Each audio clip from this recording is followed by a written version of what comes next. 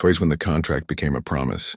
The rain hammered against the glass walls of Morrison and Associates as Sarah Chen stood in her corner office on the 47th floor, watching the city blur into watercolor beneath her. She had built this empire with ruthless precision. Each deal closed, each competitor outmaneuvered, each sacrifice made without hesitation. At 38, she was the youngest managing partner in the firm's history, a woman whose name made boardrooms fall silent, and whose approval could make or break careers. But tonight, as lightning fractured the darkening sky, she felt something she hadn't allowed herself to feel in 15 years, terrified. Because for the first time since she'd locked away every soft part of herself, someone had found a way past her defenses, and that someone was standing just outside her door, probably packing her desk, probably preparing to walk out of Sarah's life forever. It had started 6 months ago, unremarkably. Like most things that eventually destroy you, Emily Rodriguez arrived on a Tuesday morning with impeccable references, a business degree from Georgetown, and eyes that seemed to hold an entire universe of warmth that Sarah had forgotten existed. She was 26, bright and eager, with a smile that could disarm even Sarah's most cutting remarks. Sarah had hired hundreds of assistants over the years, each one efficient and forgettable, each one maintaining the professional distance she required. But Emily was different from the first day, bringing Sarah coffee exactly how she liked it without being told, anticipating needs before they arose, and somehow managing to be competent without being invisible. Sarah told herself it was just excellent work ethic. She told herself the flutter in her chest when Emily laughed was indigestion. She told herself she wasn't noticing the way Emily's hair caught the afternoon light or how her presence made the sterile office feel less like a prison. The first crack in Sarah's armor came during the Henderson merger. 3 months into Emily's tenure, Sarah had been working 70-hour weeks, sleeping on the office couch, surviving on black coffee, and the kind of determination that had always sustained her. It was 2 a.m. when she finally looked up from her laptop to find Emily still there, had been there for 16 hours straight, meticulously organizing documents that Sarah would need for the morning presentation. Sarah had snapped at her, told her to go home, that she didn't need a babysitter, but Emily had simply smiled that devastating smile and said quietly that she knew Sarah didn't need anyone, but maybe, just maybe, she could choose to let someone stay anyway. The words had hit Sarah like a physical blow because no one had ever seen through her quite like that, had ever suggested that her strength and her loneliness might be two sides of the same coin. Sarah had looked away, unable to meet those understanding eyes, and muttered a thank you that felt like pulling shrapnel from a wound. Emily had stayed, and together they'd worked until dawn, and when the presentation was over and the merger secured, Sarah had felt something dangerous blooming in her chest, something that felt terrifyingly like hope. After that night, everything shifted in ways Sarah couldn't control. She found herself looking forward to mornings, to the moment Emily would walk through the door with that sunrise smile. She began noticing small details, how Emily always wore a silver bracelet that had been her grandmother's, how she hummed softly when she was concentrating, how she had a habit of tucking her hair behind her ear when she was nervous. Sarah started finding excuses to keep Emily late, to order dinner for 2, to ask opinions on cases that she could easily have decided alone. They talked about more than work during those long evenings, conversations that peeled back layers Sarah had spent decades building. Emily spoke about growing up in a traditional family that still didn't fully accept her sexuality, about dreams of writing poetry that she'd abandoned for practicality, about believing that love was worth any risk. Sarah shared stories she'd never told anyone about the young woman she'd been once, full of dreams and softness, before her first girlfriend had betrayed her trust and her father had disowned her, before she'd learned that success was the only love that wouldn't leave. Emily listened with an intensity that made Sarah feel seen in a way that was both healing and terrifying. And somewhere in those stolen hours between professional and personal, between boss and friend, Sarah fell completely and hopelessly in love. The moment Sarah knew she was truly lost came on a Friday evening 4 months into Emily's employment. They'd been working on a difficult brief, and Emily had made a small error in the filing system. It was minor, easily corrected, but Sarah had seen other assistants fired for less. Instead, she'd found herself saying it was fine, that everyone makes mistakes, words that felt foreign in her mouth. Emily had looked at her with such surprise, and then such tender understanding, that Sarah had felt exposed, vulnerable in a way she'd sworn never to be again. And then Emily had done something that changed everything. She'd reached across the desk and gently placed her hand over Sarah's just for a moment, just long enough for Sarah to feel the warmth of another person's touch, something she'd denied herself for so long. The contact had lasted perhaps 3 seconds, but it had detonated something in Sarah's carefully constructed world. That night, alone in her apartment, Sarah had cried for the first time in years, not from sadness but from the overwhelming realization that she wanted this, wanted Emily, wanted a life that included more than work and isolation. But she was the boss, the one with all the power, and Emily was her employee. Young and vulnerable and trusting, Sarah knew that to act on these feelings would be to abuse every principle she'd built her career on, would be to risk destroying both of them. So Sarah had tried to create distance, had tried to be cold and professional again, had tried to rebuild the walls that Emily had somehow dismantled. She stopped the late-night working sessions, kept their interactions brief and businesslike, avoided Emily's eyes because they saw too much.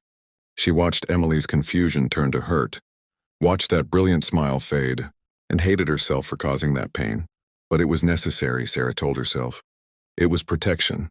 It was the right thing to do. Except it wasn't working, because the feelings didn't diminish. They grew stronger in the silence, more insistent in the absence. Sarah found herself thinking about Emily constantly, dreaming about her, imagining a different life where power dynamics didn't exist, and love could be simple. The office felt empty even when Emily was in it, because there was this chasm between them now, this unspoken hurt that Sarah had created to keep them both safe. And then, 2 weeks into this Cold War, Emily had asked for a meeting, and Sarah had known with a sinking certainty that Emily was going to quit, that she was going to walk away, and that Sarah would have to let her go because holding on would be selfish. The meeting had been scheduled for 5:30, after everyone else had left. Sarah had prepared herself, had rehearsed what she would say, had steeled herself for the loss.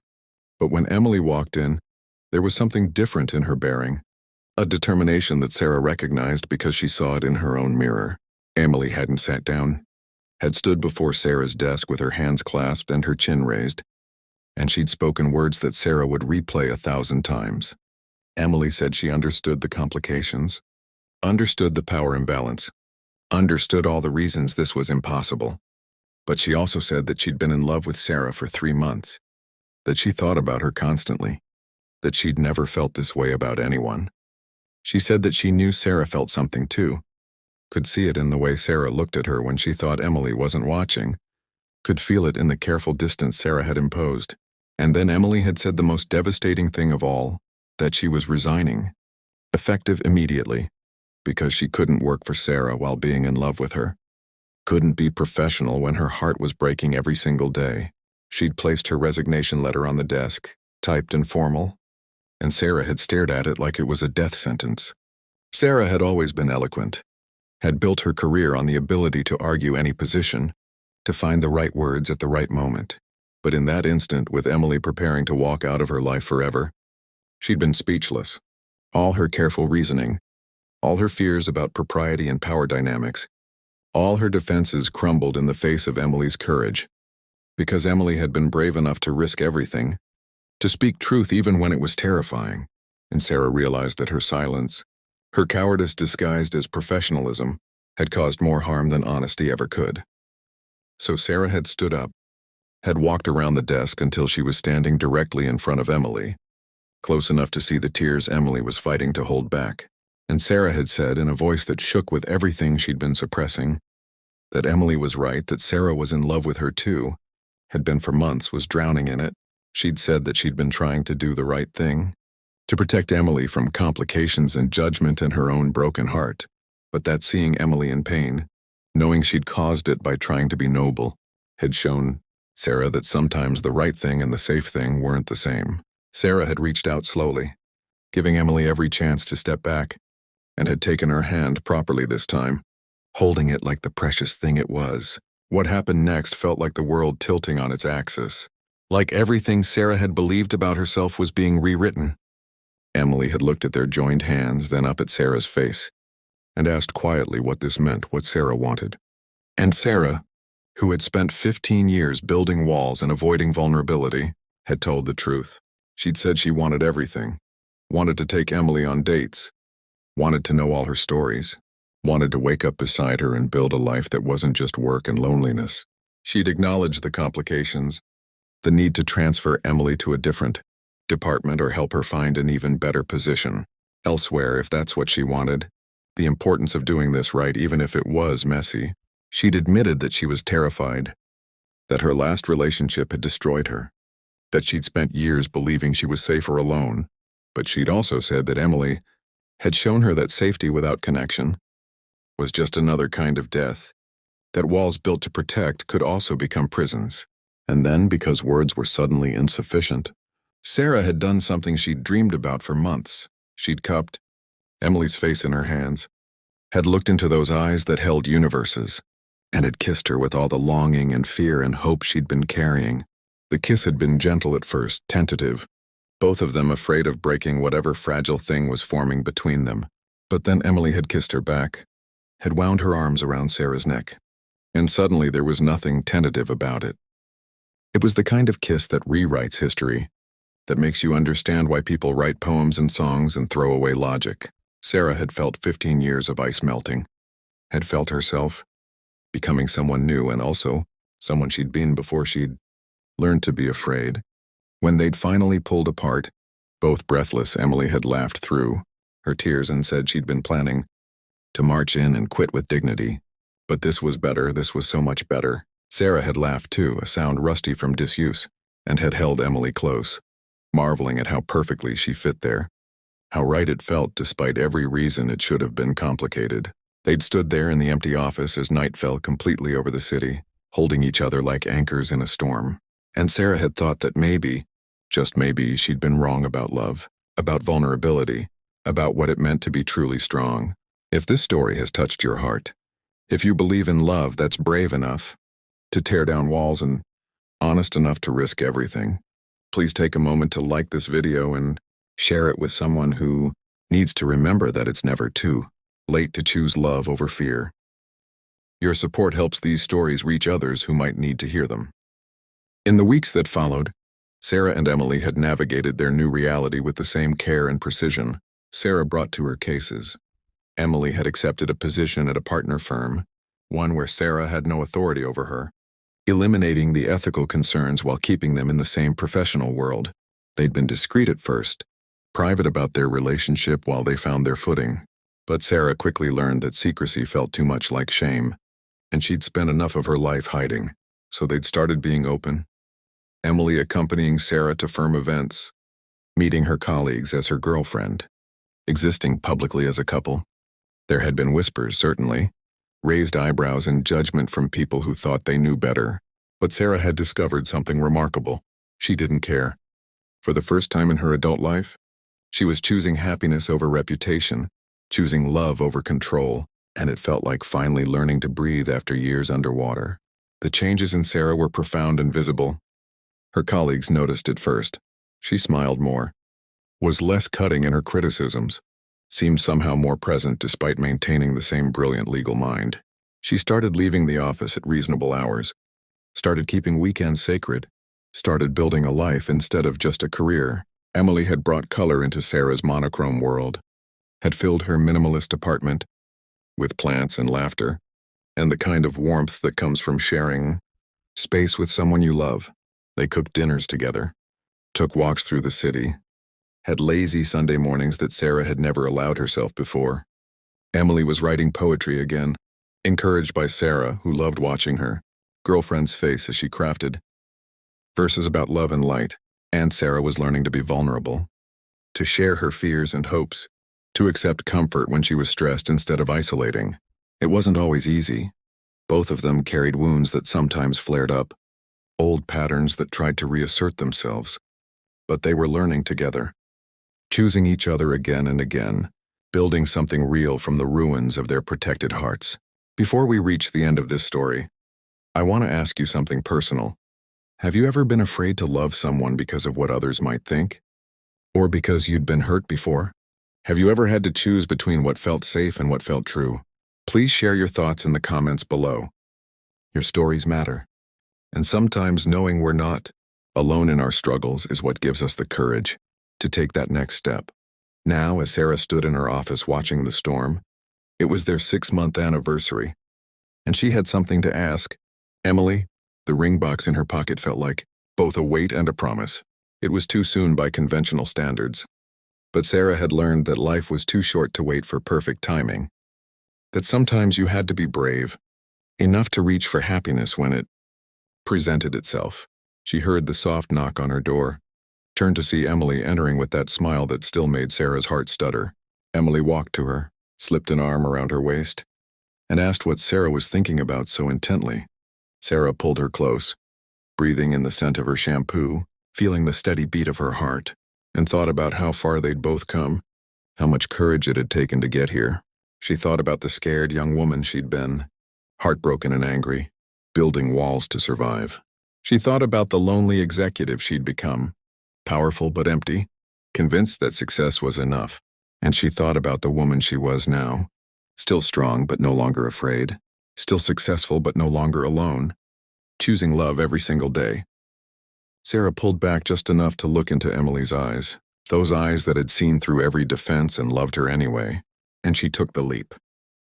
She told Emily that she'd spent most of her life being afraid, that she'd thought vulnerability was weakness and love was liability, but Emily had taught her that real strength was choosing to love despite the risks, that the bravest thing anyone could do was to open their heart fully, knowing it could break.